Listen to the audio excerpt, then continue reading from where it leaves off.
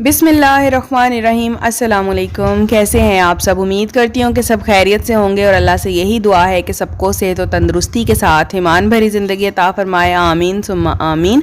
आज बहुत ही मज़ेदार और सुपर क्विक एग फ्रिटर्स यानी कि अंडों के पकौड़ों की रेसिपी लेकर आई हूँ। बहुत ही मज़ेदार और झटपट से बनने वाले ये रेसिपी है। इसको ज़रूर लाइक कीजिएगा। चैनल पर नए हैं और चैनल को सब्सक्राइब नहीं किया तो चैनल को सब्सक्राइब करके बेल का आइकन प्रेस कर लें। चलते हैं आज की रेसिपी की तरफ। बिस्मिल्लाहिर्रहमानिर्रहीम। यहाँ पर मैंने लिए हैं 4 अदद अंडे, उनको मैंने बॉयल कर लिया है।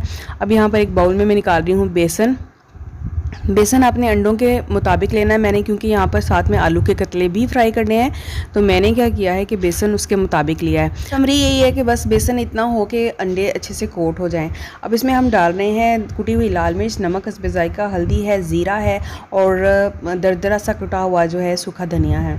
इन सबको हमने डालने के बाद इसमें मैंने डाला है गरम मसाला, ठीक है, तकरीबन 1 चाय का चम्मच भी गरम मसाला डाल दिया और उसके बाद इनको अच्छे से मिक्स कर लेना एक दफ़ा ड्राई इंग्रेडिएंट्स को। साथ ही इसमें मैं डाल रही हूँ धनिया। अगर आपको पालक मिल जाए तो वो भी आप बारीक बारीक काट के डाल सकते हैं, अदरवाइज़ धनिया जो है वो भी बहुत अच्छा लगता है इसके अंदर। अब धनिया डालने के बाद भी इसको एक दफ़ा मिक्स कर दिया और फिर इसको पानी के साथ हमने इसका एक पेस्ट सा बनाना है, इतना कि ये अंडों के ऊपर ठहर जाए। बहुत ज़्यादा इसको पतला भी नहीं रखना और बहुत ज़्यादा मोटा भी नहीं रखना। आज की हमारी रेसिपी आसान और मज़ेदार होने के साथ साथ एनर्जेटिक भी है। अंडे आप सब जानते हैं कि बहुत ही एनर्जेटिक होते हैं, तो अंडों की जो फ्रिटर्स की रेसिपी है ये कमाल रेसिपी है। आपको एकदम से अफ्तारी में जो है वो एनर्जेटिक फील होता है। तो बस आप इस रेसिपी को ज़रूर ट्राई कीजिएगा। यहाँ पर मैंने घोल तैयार कर लिया है, ये देख सकते हैं आप। बहुत ज़्यादा इसको जो है वो पतला भी नहीं किया और बहुत गाढ़ा भी नहीं किया।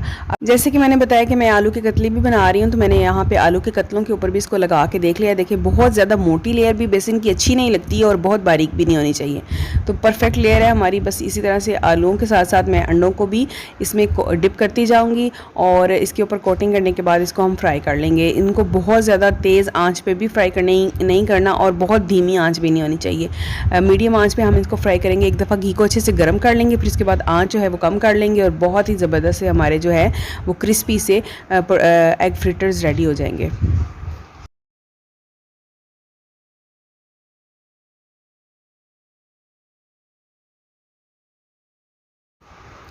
झटपट से ये बन जाएंगे। इफ्तार में कम टाइम भी हो तब भी ये सुपर क्विक सी रेसिपी जो है वो रेडी की जा सकती है। बस यहाँ पे ये देख लें कि इनको ऊपर नीचे पलटते हुए हमने दोनों साइडों से अच्छा सा सेक लेना है और ज़बरदस्त सा गोल्डन कलर दे दिया हमने पकौड़ों को।